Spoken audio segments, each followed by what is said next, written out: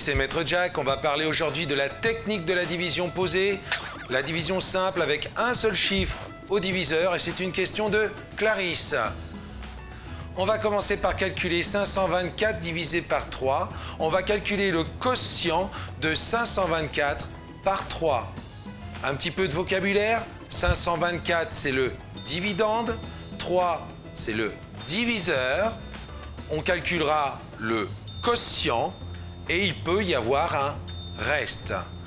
Alors, contrairement aux autres opérations posées qui se calculent de droite à gauche, comme l'addition, la multiplication, la soustraction, la division, elle, se calcule de gauche à droite.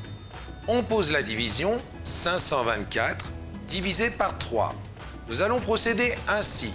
Nous allons d'abord partager les centaines, puis les dizaines et enfin les unités. On aura donc un quotient à 3 chiffres. Cela peut être très utile de marquer le nombre de chiffres du quotient par des petits points. Commençons donc par le partage des centaines. 5 centaines à partager en 3, quotient 1, reste 2 centaines. Une fois que nous avons procédé au partage des centaines, nous allons effectuer le partage des dizaines. Combien y a-t-il de dizaines à partager? On voit les 2 dizaines du nombre 524. Mais il ne faut pas oublier le reste des centaines qui n'a pas été partagé.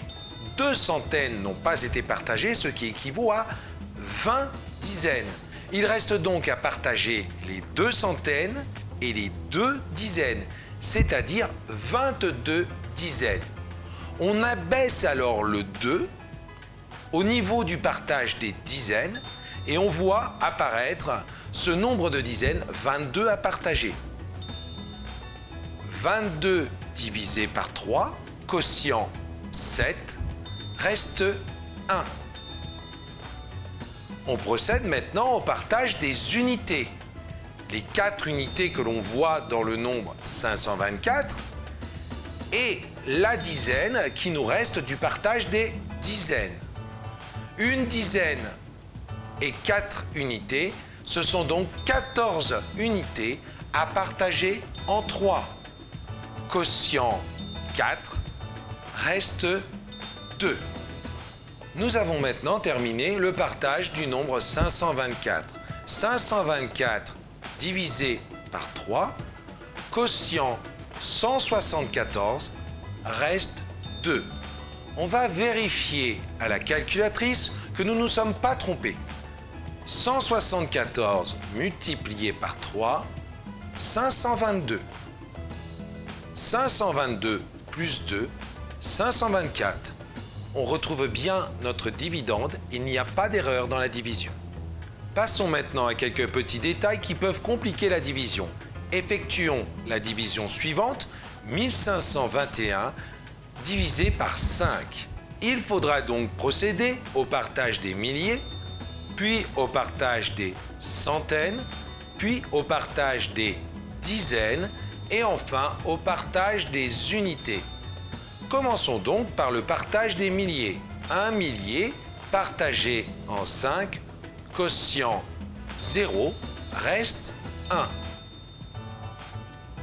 Nous allons maintenant procéder au partage des centaines. On va donc descendre le 5 dans la ligne du partage des centaines pour faire apparaître les 15 centaines à partager. 15 partagé en 5, quotient 3, reste 0. On aurait pu économiser cette étape. Revenons en arrière. 1521 divisé par 5. Essayons de partager les milliers. Et là, on voit bien que nous n'avons qu'un seul millier à partager en 5. On ne pourra donc pas partager les milliers, il faudra partager directement les centaines. On aurait pu donc tout de suite deviner que notre quotient aurait 3 chiffres, centaines, dizaines, unités, et procéder directement au partage des centaines, 15 centaines à partager en 5, quotient 3, reste 0. Procédons maintenant au partage des dizaines. Nous abaissons le 2 et nous avons 2 dizaines à partager en 5. Alors évidemment, c'est un quotient de 0, mais il ne faut pas griller l'étape pour autant, sinon on commettra une erreur. 2 divisé par 5, quotient 0, 0 dizaines, reste 2 dizaines qu'il faudra partager avec les unités. Nous abaissons maintenant le 1 des unités et nous avons donc à partager 21 unités en 5. 21 divisé par 5, quotient 4, reste 1.